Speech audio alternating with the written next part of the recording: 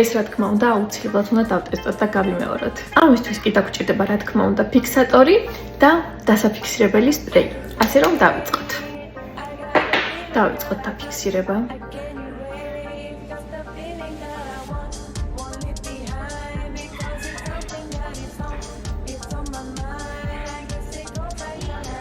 ძალიან მაინტერესებს თუ დადნება ეს პუდრი ამ ფიქსატორით.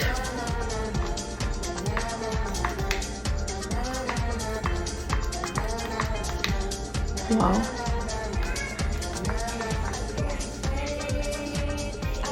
მოკლედ ძალიან ახლოს არ უნდა მოგიხდეთ თვალთან.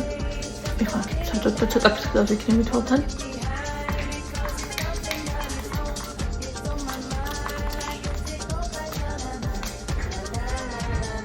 როგორც ხედავთ, პროდუქტი მართლაც რომ გავვა და ნამდვილად მუშაობს ეს ტექნიკა, მაგრამ ოდნავ პრიალებ იმის მიუხედავად, რომ ეს არის ფიქსატორი, ამიტომ გამოვიყენებ აი ამ ფიქსატორს. ეს არის მასაიზის ახალი პროდუქტი, რომელსაც აქვს ასევე SPF და გაჩვენებთ აი ჩვენებთ ეხლავე როგორ.